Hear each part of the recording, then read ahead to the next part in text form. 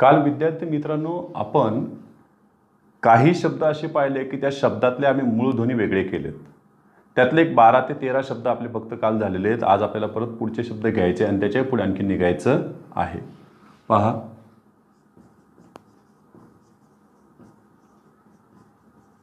दिलेल्या शब्दातील मूल ध्वनी वेगळे करा ते ओळखा. यामध्ये जोडाक्षराचा जास्त गोंधळ होऊ शकतो आपला, म्हणून त्यासाठी एक लक्ष ठेवायचं आहे की हे ऋषीचं जे रू आहे ते ऋषीचं रूचं चिन्ह हे असं ऋकाराचं आहे. तर रचे एकूण 4 चिन्ह आपण पाहिले की उभा दंड ज्याचा असेल त्याच्या डाव्या बाजूने तिरपी रेघे, अर्धदंड असेल तर त्याच्या खाली काकपदाचं चिन्ह आहे, रेप किंवा रपारचं चिन्ह आहे आणि असं चंद्रकोरीचं चिन्ह आहे. काही जोडाक्षरेच लक्षात ठेवायचं आहे. ज्या ठिकाणी तुम्हाला असं लिहिलेलं असं समजायचं की हे त आणि कोण असावं, र असावे.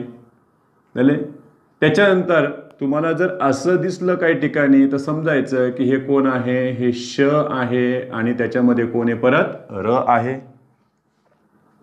जशी जशी जोडाक्षरं पुढे पुढे येतील ती सुद्धा आम्हाला पाहायची आहेतच.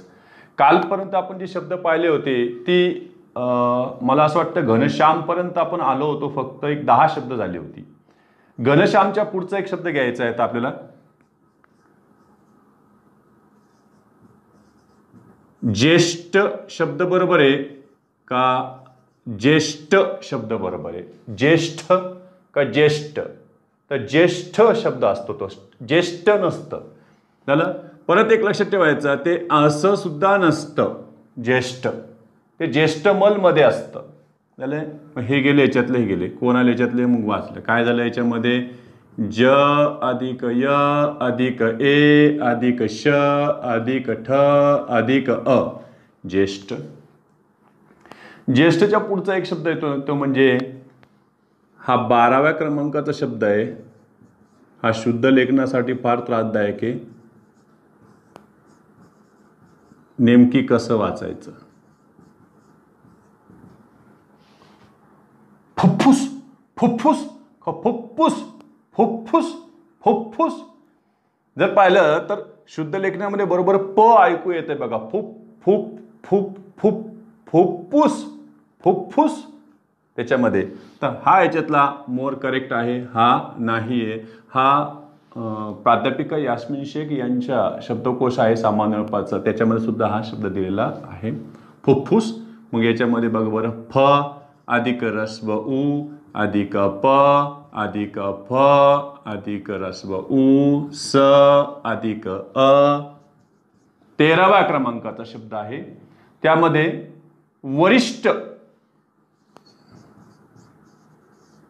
हा बरोबर आहे का वरिष्ठ? हा पुन्हा वरिष्ठ का वरिष्ठ? वरिष्ठ, वरिष्ठ. हा मग त्यानुसार हा गेलेला आहे. त्याच्यातलं काय आलेलं आहे, व आहे, अ आहे, र आहे, रस्व ई आहे, श आहे, ठ आहे, अ. 14वा शब्द महत्वाचा, क्षेपणास्त्र. आता हा शब्द मूळ शब्द आहे का हा कोणत्या तरी 2 शब्दापासून तयार झालेला आहे हे सुद्धा आपल्याला कळायला पाहिजे. कारण मूळ शब्दानुसार जर त्यांनी त्याच्यातले मूळ ध्वनी वेगळे नाही काढले आणि त्यामध्ये असणारा जे 2 शब्द एकत्र आले होते त्यानुसार जर त्यांनी त्यातले मूळ ध्वनी वेगळे काढले तर मात्र आपली पंचायत होऊ शकते. मग हा खराचा शब्द पाहिला तर हा क्षेपणास्त्र, क्षेपण अधिक अस्त्र असा, म्हणजे हा संधी आहे 2 शब्दापासून तयार झालेला. क्षेपण अधिक अस्त्र, फेकून मारायचं अस्त्र. मग त्यांनी शब्द असा दिला आणि त्याचा जर मूळ ध्वनी असे बाजूला काढून दाखवले तर मग आपली पंचायत होऊ नये. आणि असंच परीक्षेला वारंवार चाललेलं आहे आता. त्याला दिसतं ते नसतं. मग क्षेपणास्त्र आपण पहिले यानुसार फोड करून बघू आणि मग याच्यामध्ये कोण आले होते हे पण पाहून घेऊ. चला, क्षेपण. क्षेपण मध्ये तुम्हाला क्ष घेता येणार नाही, क श ए, त्याच्यानंतर प अ, त्याच्यानंतर आलेलं आहे हे बाणाचं न, त्याच्यात आहे आ, पुढे आलं स त र अ, क्षेपणास्त्र. पण ह्या शब्दानुसार जर पाहिलं तर क्षेपण अधिक अस्त्र, म्हणजे इथं जे आ आलेलं आहे इथं फक्त अ आणि अ असे दोन अ बाजूला आपल्याला काढायचे आहेत. मी हे पुन्हा लिहून दाखवतो.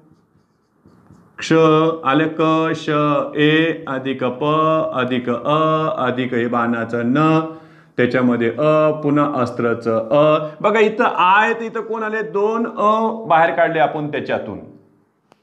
आणि मग पुढचं सगळं जसं तसं बघा स त र अ क्षेपणास्त्र.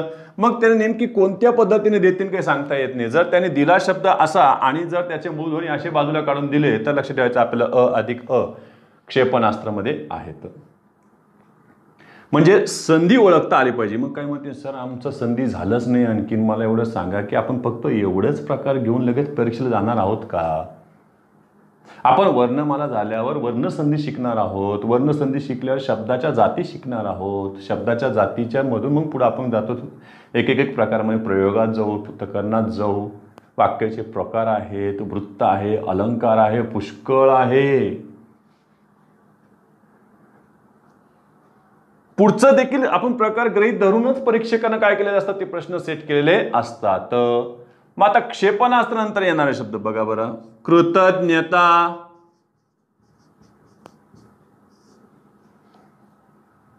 याच्यामध्ये एकूण जोडाक्षरे किती आहे. मनातल्या मनात काही दलित काय म्हणते सर 1 2 याला जोडाक्षर म्हणायचं नाही कारण हे याच्यामध्ये क एकमेव व्यंजन आहे त्याच्यामध्ये ऋषीचं रू आलेलं आहे. आलंय क्रू हे फक्त इथं संयुक्त व्यंजन ज्ञ ज्ञ मध्ये बघा 3 आहेत द न य आणि त्याच्यामध्ये अ आहे.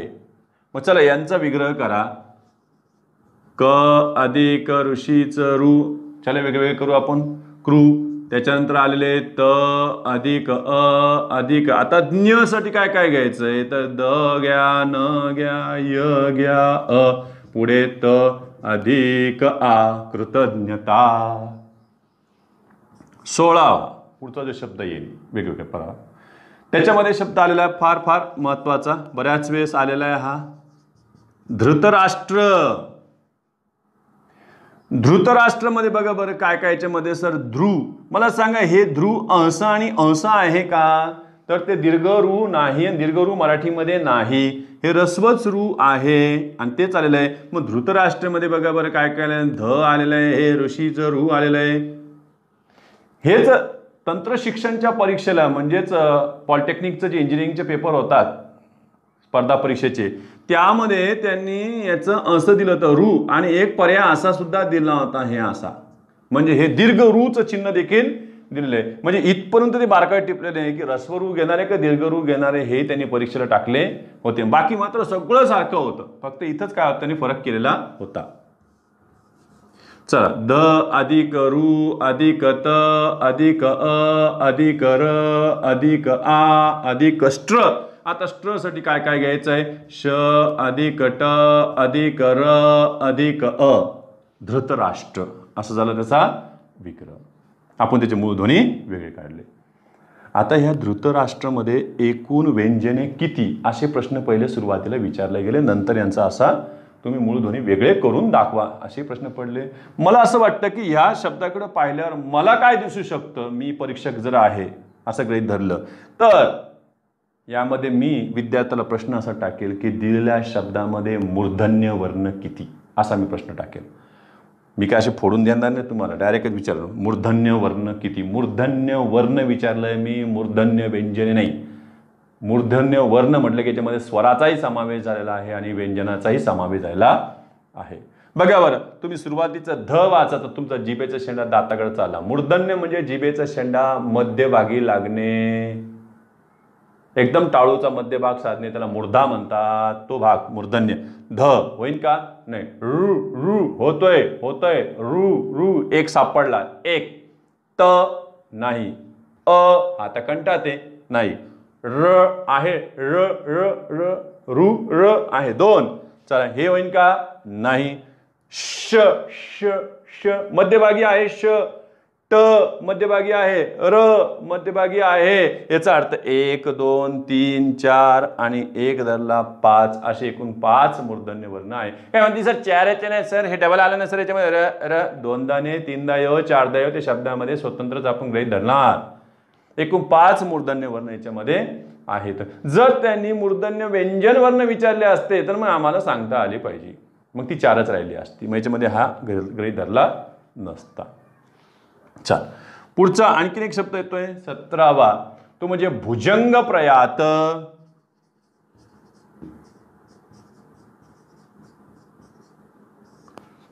भुजंग म्हणजे सर्प, अही त्याला म्हणतो आपण. या भुजंग मध्ये काय काय आलेलं आहे बघा बरं. भ आलेलं आहे, रस्व उ आलेला आहे, ज आहे, अ आहे, अनुस्वार आहे, त्याच्यानंतर ग, अ, प, र, अ, य, आ, त, अ. भुजंग प्रयात. पुढचा घेऊ आपण शब्द, तो म्हणजे भुजंग प्रयात नंतर येतोय तो म्हणजे ईश्वरी प्रसाद. थोडासा सारखाच याच्यासारखाच बघा. ईश्वरी प्रसाद बघा, याच्याकडे प्रयात, यांच्याकडे प्रसाद, सारखेपणा शेवट आहे. मग चला ईश्वरी मध्ये घेतलं बघा. दीर्घ ई अधिक श अधिक व अधिक अ अधिक र अधिक दीर्घ ई. ईश्वरी झाला. ईश्वरी नंतर आता प्रसाद, प, र, अ, स, आ, द, अ झाले. ईश्वरी प्रसाद हा एक शब्द झालाय. पुढचा 19वा शब्द जो येतोय तो म्हणजे सूक्ष्मदर्शी.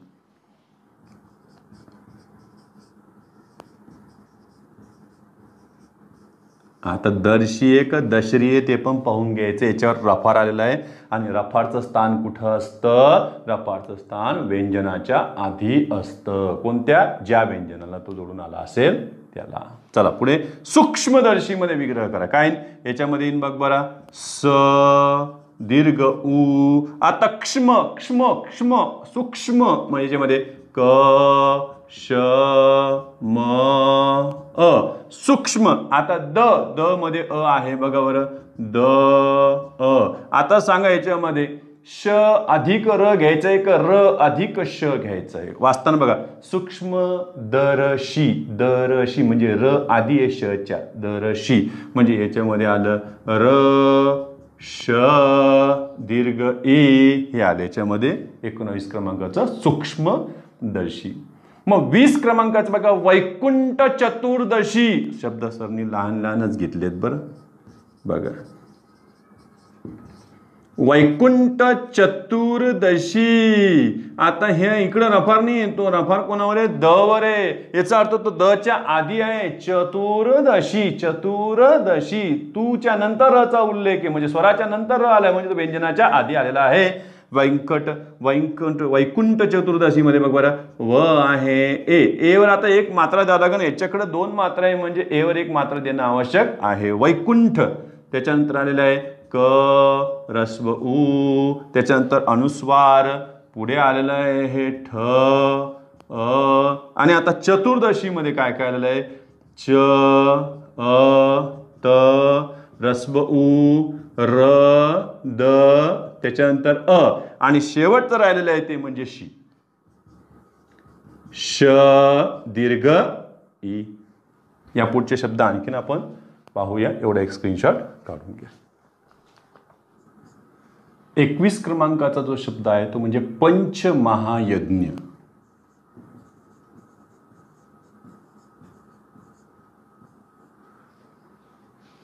अनुस्वार आहे आहे म्हणजे याचा विग्रह एकच तर याच्यामध्ये जोडाक्षर आहे. काय म्हणजे याच्यामध्ये प अधिक अ अधिक अनुस्वार अधिक च अधिक अ.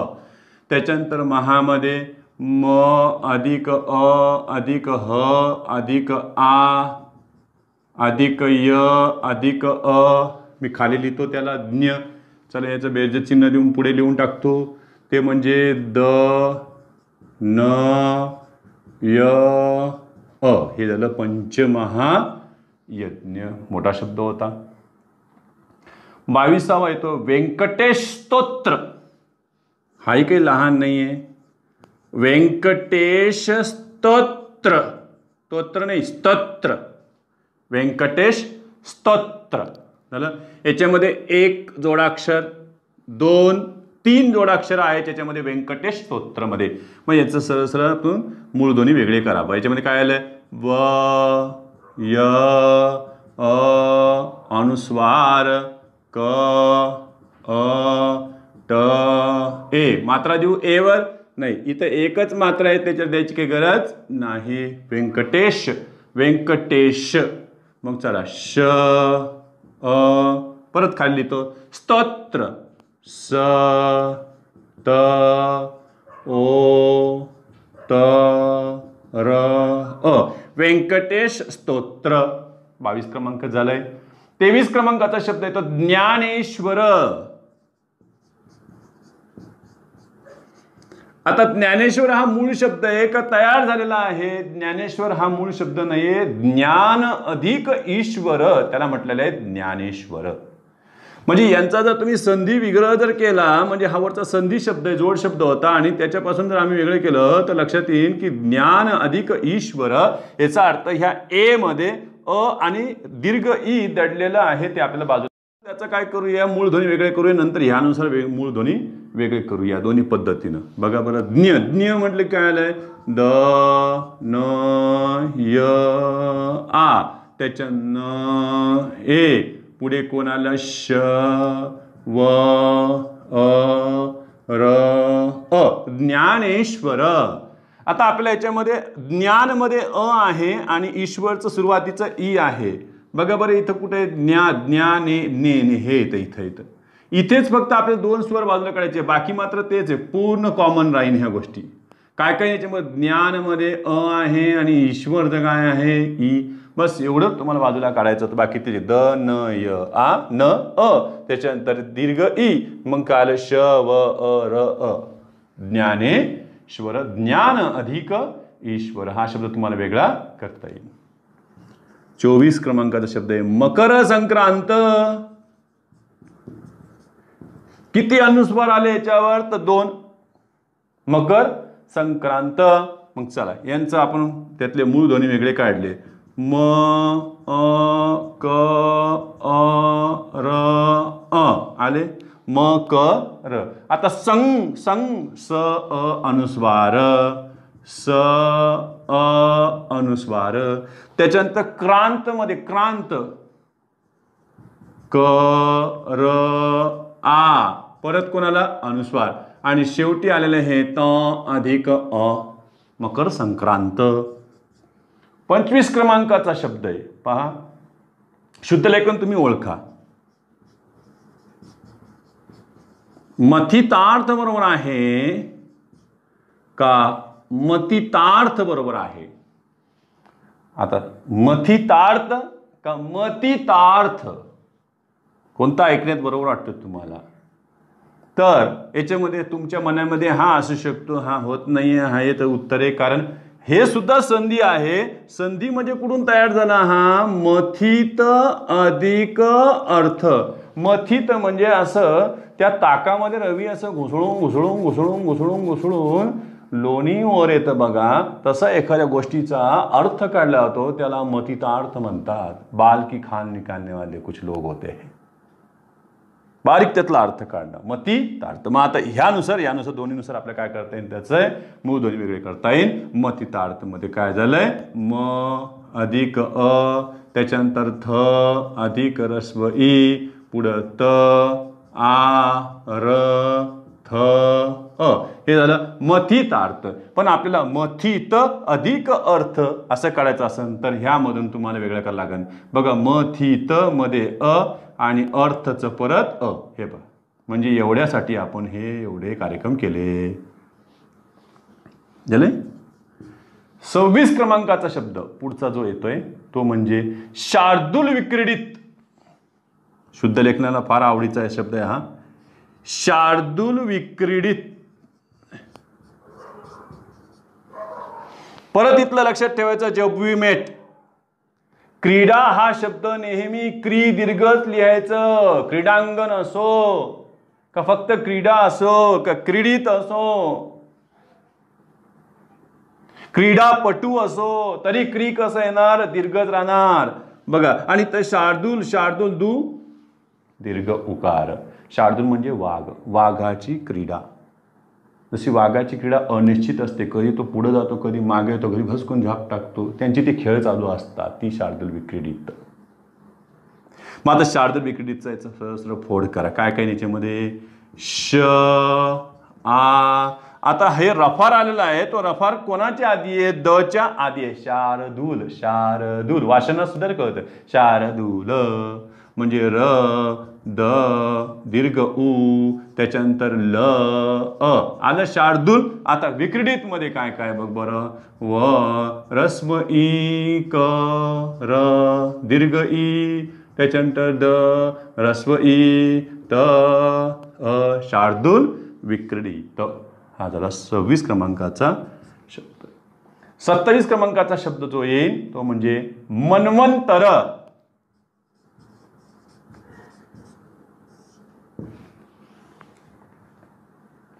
मन्वंतर हा मूळ शब्द नाही आहे, हा संधी आहे आणि ह्या संधीमध्ये दोन पोट शब्द एकत्र आलेले. मनु अधिक अंतर म्हणजे उच व झालेलं आहे. काय झालं इथं?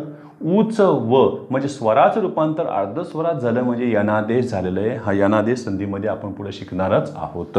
मग हा जर आपल्याला पहिले याचा संधीचा विग्रहच करून घ्या ना, म्हणजे लक्षात येईल याच्यामध्ये काय आहे. मन्वंतर, मनु अधिक अंतर.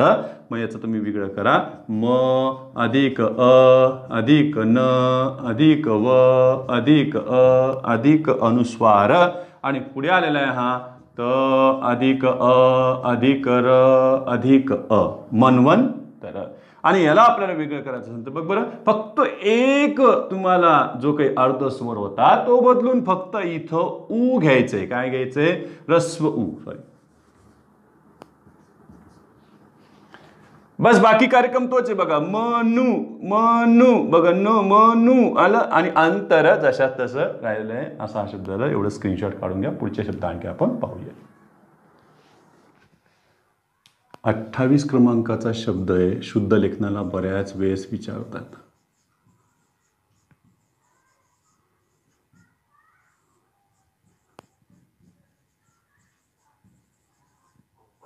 कोणता बरोबर घ्यायचा याच्यातला? कोट्याधीश का कोट्यधीश? कोट्याधीश का कोट्यधीश? 10 वेळेस वाचा ना, तरी तुम्हाला पहिलाच आवडेल. कोट्याधीश, कोट्याधीश. तर हे चुकलेलं आहे. शब्द असा आहे, लक्षात ठेवायचा, कारण तो मूळ शब्द नाही, तो संधी तयार झालेला आहे आणि संधी दोन शब्दापासून तयार झाली. कोटी अधिक अधीश. याचाही तुम्हाला फोड करता येईल. अधि अधिक ईश अशी सुद्धा त्याची फोड करता येईल, पण आपण कमीत कमी या दोन शब्दांपर्यंत तरी फोडून पाहू त्याला. झाला. मग हा झाला. मग काय म्हणते सण हे य गेले कुठं? तेच आहे. आत्ताच आपण तुम्ही ऊच काय पाहिलं होतं? व झालं होतं. इथं काय झालंय बघ बरं. ईच रस्व ईच रूपांतर कशात झाले? य ह्या अर्धस्वरात झाले, म्हणून हा सुद्धा यनादेशच आहे. कोटी अधिक अधीश कोट्यधीश. कारण अधीश मध्ये अ आहे म्हणून हे ट च काय झालं? ट मधील ईच झालं य आणि य मध्ये ते अ मिसळले. आधीशने ते अधीश. म्हणून आता याचा सहज तुम्हाला काय करता येईल? विग्रह. हे तुम्ही घरी करू शकता. करून दाखवा लागतील तर करून दाखवून देतो, तसं काही नाही आहे. झालं. पहा, एक प्रयत्न तुम्ही करून पहा, मला असं वाटतं. 29 क्रमांकाचा शब्द जो पुढे येईल तो कृष्णाष्टमी. यांचं पहिले तुम्ही वेगळं वेगळं करून घ्यायचं, कारण हे मूळ शब्द नाहीये. कृष्णाष्टमी हे सुद्धा संधीच आहे. कोणापासून तयार झालाय हा? पाहिलं तर लक्षात येईल. अरे कृष्ण अधिक अष्टमी असा तयार झालेला आहे. मग पहिले तुम्ही काय करा, याचे मूळ ध्वनी वेगळे करा, नंतर तुम्ही याचे खालच्या ओळीमध्ये याचे मूळ ध्वनी वेगळे करा. बघा त्यांच्यामध्ये जमलं की तुम्हाला फरक व्यवस्थित. नंबर 30 पुढचं घेतलेलं आहे मी. कृष्णार्पण. इथं सुद्धा तसेच दोन आलेले आहेत. कोणते कोणते? कृष्ण अधिक अर्पण. म्हणजे या दोघांमध्ये सारखेपणा हाच आहे ना, की क ऋषीचं ऋ श न अ. तिथे तेच आहे. पुढं फक्त अष्टमी आहे. इथं बघ अ अधिक श अधिक ट अधिक अ म अधिक दीर्घ ई आणि इथं अर्पण अ अधिक र अधिक प अधिक अ अधिक न बाणाचं अधिक अ. कृष्णार्पण हे त्याच्यामध्ये येऊ शकतात. 31 क्रमांकाचा पुढचा शब्द जो पाहू आपण तो म्हणजे हाही शुद्ध लेखनासाठी भरपूर वेळ त्रासदायक राहिला आहे.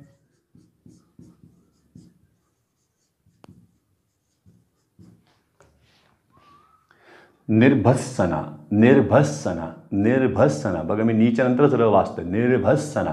निर्भत्सना. निर्भत्सना म्हणजे 2 वेळेस त्याच्यावर रफार येतोय हे त्यात चुकलेलं आहे. कारण हा खरा शब्द असा आहे नी अधिक भत्सना. आता काय म्हणते सर इथं ठीक आहे स्वरामधून स्वर निघत होते इथं तर वेगळंच झालं सर. रफार गेलं आणि काय आलं सर इथं आता विसर्ग. बरोबर आहे. विसर्गाचा र होतो पुढे विसर्ग र संधी आपण शिकणारच आहोत. म्हणजे यांचं सहज तुम्हाला करता येईल ना. याच्यामध्ये काय होणार सांगा बरं. न अधिक रस्व ई अधिक र अधिक भ अधिक अ. परत तुम्हाला काय घालावं इथं त घ्यायचं स घ्यायचं का र आधी घ्यायचंय. तर हे बघा डोक्यावर बसलेलं र हे कुठे येईल तच्या पण आधी येईल. झालं र त्याच्यानंतर आलेलं आहे त पुढे आलेलं आहे स त्याच्यानंतर अ त्याच्यानंतर न त्याच्यानंतर आ. निर्भत्सना.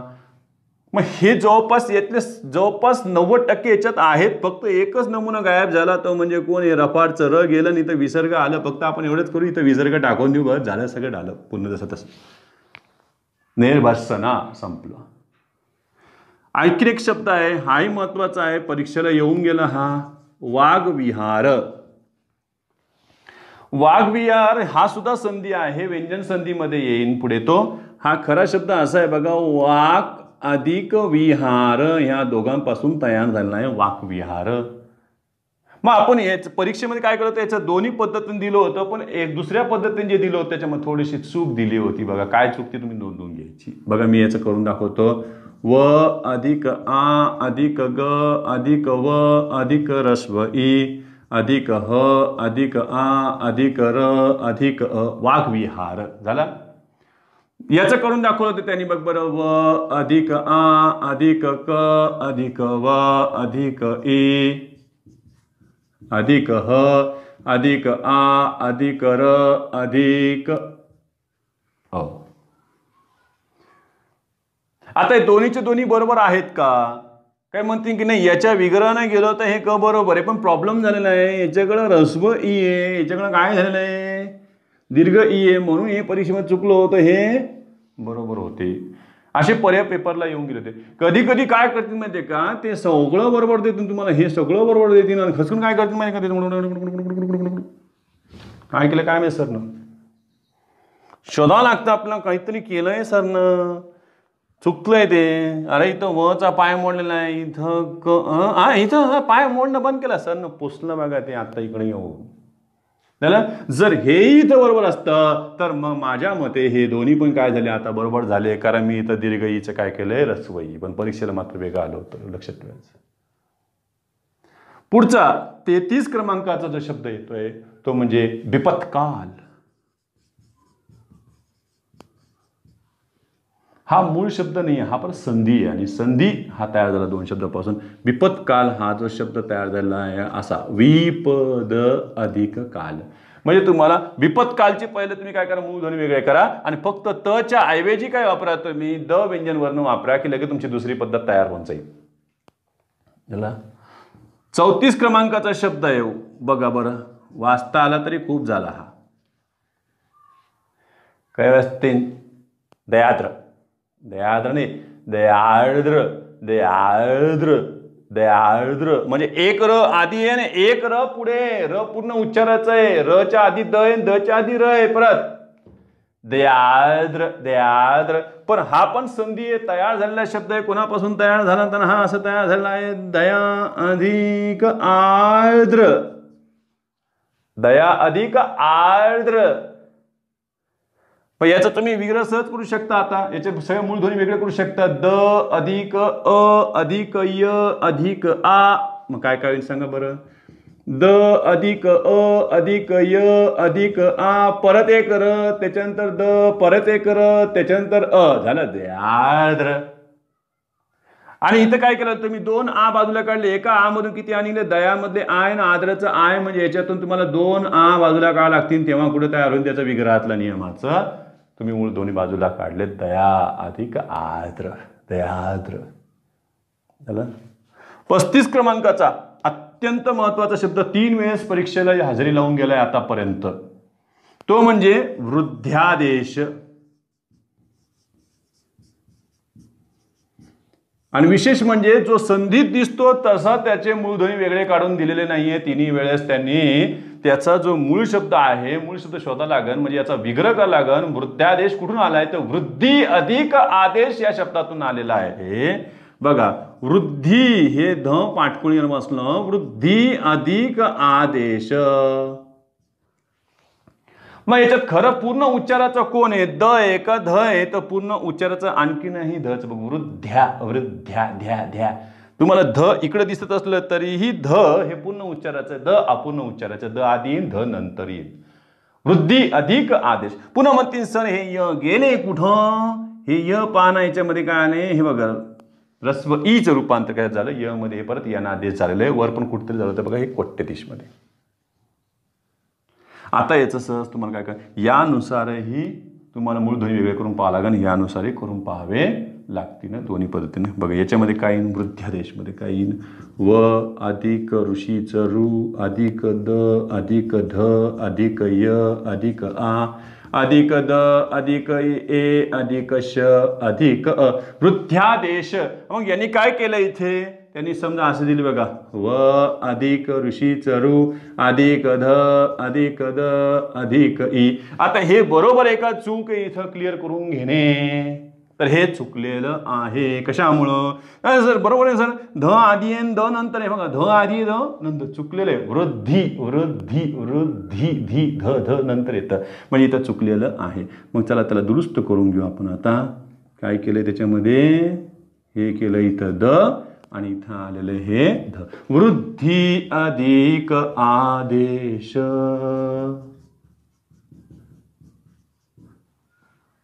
तर एवढा स्क्रीनशॉट काढून घ्या. वृद्ध्यादेश शब्द झालाय. पुढचा जो घ्यायचा आहे आपल्याला तो म्हणजे 36 क्रमांकाचा कविच्छा. हा बरोबर आहे का, कविच्छा हा बरोबर आहे. तर ही सुद्धा संधी आहे, कारण हा कवी अधिक इच्छा म्हणजे 2 ईच एकत्रित करून दीर्घ ई झालेला आहे, त्याच्यामुळे हे तर होणारच नाहीये. मग ते कवी अधिक इच्छा हा असा तयार झालेला आहे, कवी अधिक इच्छा. आता तुम्ही यांचं काय करा, मूळ दोन्ही घरी वेगळे काढा. 37 क्रमांकाचा आणखी एक शब्द आहे, वेगळे करून देतो मी तुम्हाला. बघा, यद्विंद्र. काय काय शब्द आहे, यद्विंद्र. यद्विंद्र म्हणजे श्रीकृष्ण. यदू अधिक इंद्र याचा सुद्धा तुम्ही विग्रह केला तर लक्षात येईल, अरे काय काय आलं याच्यामध्ये, यदू. यदू अधिक इंद्र म्हणजे यादवांचा राजा कोण झालाय, तो यद्विंद्र. म्हणजे इथं ऊच पुढे जाऊन काय झालं, व, म्हणजे आपण काय होतो यादव. यदू अधिक इंद्र. मग यांचं तुम्हाला दोघांचं काय करता येईल, त्यातले मूळ ध्वनी वेगळे करता येईल. पुढे आला 38 क्रमांकाचं विद्यार्थ. काही जण याला द वाचतात, विद्यार्थ. विद्यार्थ नाही ते विद्यार्थ.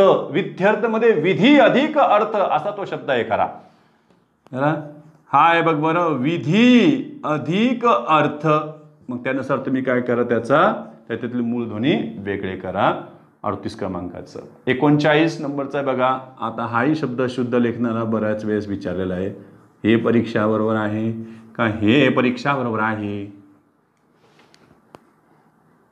एकदा जळगावला तलाठीच्या परीक्षेला त्या पेपरवरच नाव लिहिलेलं होतं, अमुक टमुक टमुक टमुक परीक्षा. आणि त्या परीक्षेमध्ये फ्रंटला जे लिहिलं होतं ते हे परीक्षा होतं, आणि आतमध्ये प्रश्न सुद्धा परीक्षेचा शुद्ध लेखनासाठी पडला होता, उत्तर त्यांनी हे दिलं होतं परीक्षा. बऱ्याच विद्यार्थ्यांनी वाद घातला की नाही तुमचं वर दिलं होतं ते चुकलं होतं, त्याच्यामुळे आमचं चुकलं. ते म्हणते ते शेवटी म्हणाले की आम्ही मुद्दामून वरचं चूक दिलं होतं, तुम्हाला येतं की नाही ते तपासायचं होतं. त्यांच्याशी जास्त वाद घालता येत नाही. जिल्हा पातळीवरच्या प्रश्नपत्रिकांना हाताळताना त्यांना वाद घालता येत नाही. हे परीक्षा चुकलेलंच होतं. हेच परीक्षा आहे बघा, परी अधिक इच्छा असा तो शब्द आहे खरा. हे आपण संधीमध्ये शिकणारच आहोत. पुढे पुढे झालं. 40 क्रमांकाचा जो शब्द आहे पुढचा तो म्हणजे यातला कोणतं बरोबर आहे? मनकामना हे बरोबर आहे का मनोकामना हे बरोबर आहे? बरेच जण म्हणते की मनोकामनाच बरोबर आहे. नाही नाही, हे चुकलेले. हे का चुकलं ते नंतरच पाहू आपण. पण हा शब्द आहे शुद्ध शब्द. याचा तुम्ही सरळ सरळ काय करू शकता? मूळ ध्वनी वेगळे करू शकता. 41 क्रमांकाचा शब्द आहे. 2-3 राहिलेत फक्त, तेवढे मी घेऊनच टाकतो पटकन. यशोधन. तर 41 नंबरचा शब्द आहे तो म्हणजे प्रित्यर्थ. हा प्रित्यर्थ बरोबर आहे का हा प्रित्यर्थ बरोबर आहे? असे सुद्धा शुद्ध लेखनाला पडतात. प्रित्यर्थ बघा, प्री दीर्घ येईल, उच्चारातच जाणवतोय पोट असं होतं. प्री प्री प्रित्यर्थ म्हणजे हे चुकलेलं आहे, हे शब्द आहे. पण हा पण शब्द कसा तयार झाला? असा प्रीती अधिक अर्थ. आता हे संस्कृतामध्ये हे जस्व इकारांत आहे, ते पुढे मराठीत येताना काय झाले? दीर्घ इकारांत झालेले आहेत. पण आपण संधीमध्ये किंवा संधी आणि समासामध्ये मात्र त्यांचे मूळ संस्कृतातच रूप वापरावी लागतात.